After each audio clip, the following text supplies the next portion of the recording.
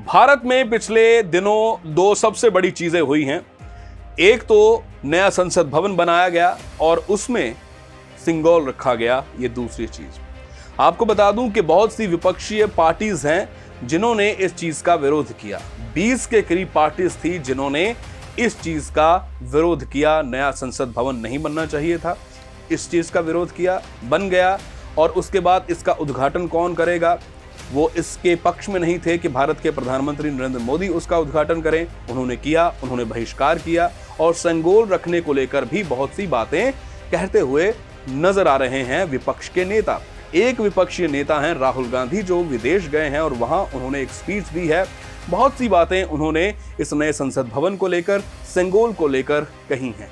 आपको बता दूं कि सिंगोल की परंपरा अंग्रेजों की नहीं है, लेकिन कुछ लोग हैं जो ये कहते हैं या वो मानते हैं कि ये अंग्रेजी परंपरा है, ये ब्रिटेन के महाराजा की परंपरा है। लेकिन उन्होंने हमारे भारत से वो चीजें चुराकर, छीन कर ले जाना, ये उनकी फितरत रही है और उन्होंने इन परंपराओं को भी अपना बना लिया।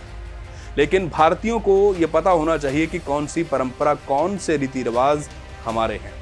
आपको बता दूं कि नए संसद भवन को लेकर इन लोगों ने कहा कि इस पर करोड़ों रुपया जाया खर्च कर दिया है।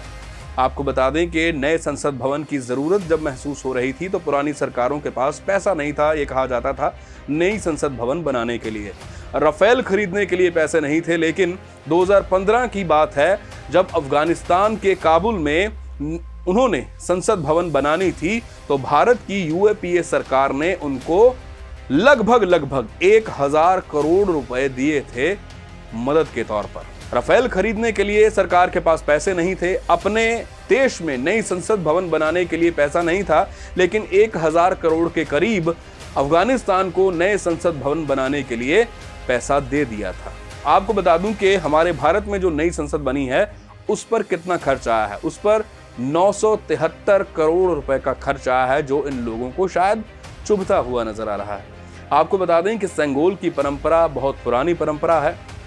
भारत के बहुत ही प्राचीन समय से ये परंपरा चली आ रही है और जब भारत में अंग्रेजों का राज्य था और अंग्रेजों ने साम्राज्य भारत की सरकार को सौंपा था और भारत में पहली सरकार कांग्रेस की थी और भारत के पहले प्रधानमंत्री नेहरू जी को सिंगोल दिया था माउंट बैटन ने ही उनको शपथ दिलाई थी और उस शपथ में उनके अंग्रेजी महाराजा का नाम था कि हम उनके कहे अनुसार चलेंगे और उनके जो भी विचार हैं उनकी हम फिक्र करेंगे, केयर करेंगे, जैसा वो कहेंगे वैसा ही करेंगे। ये चीजें उस शपथ में थी, क्योंकि जो शपथ दिला रहा होता है, जो शपथ उसने ली होती है, वही शपथ आगे वो दिलवाता है। और उन्होंने अपने छठे महाराजा जॉर्ज किंग के नाम की शपथ दिलाई थी हमारे देश के प्रधानमंत्री, प्रथम प्रधानमंत्री पंडित जवाहरलाल नेहरू को। अंग्रेजों ने 56 देशों में राज किया है और जिस भी देश में वो राज करते रहे हैं, जाने के वक्त वो एक सरकार बनाकर जाते हैं। भारत में भी ऐसा ही हुआ।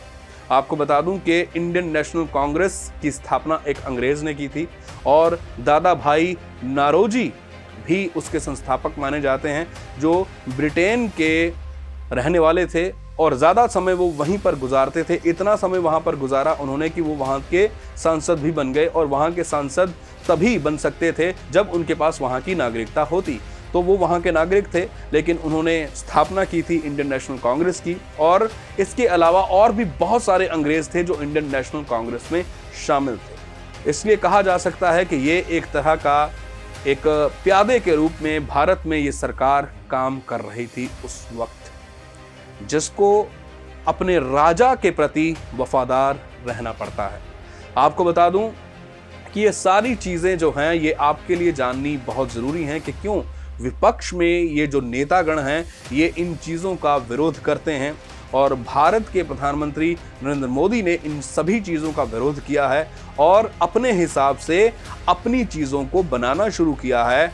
रशिया और यूक्रेन का जब युद्ध हुआ तो भारत ने, जब लोगों ने और बाकी देशों ने कहा कि आप वहां से तेल नहीं खरीदेंगे, लेकिन भारत ने दृढ़ता के साथ कहा कि मैं तो तेल खरीदूंगा। अमेरिका ने मना किया था लेकिन भारत नहीं माना, ब्रिटेन ने मना किया था लेकिन भारत नहीं माना। भारत अपने पैरों पर स्टैंड हो रहा है, शायद इसीलिए ये विपक्षी पार्टियां और जो बाहरी ताकतें हैं ऐसा होते हुए देखना नहीं चाहती। ये भारत के लोगों को समझना बेहद जरूरी है। इस तरह की और ताज़ा तरीन खबरों के लिए आप जुड़े रहें HSN न्यूज़ के साथ और अभी सब्सक्राइब करें हमारा YouTube, Facebook और इंस्टा पेज।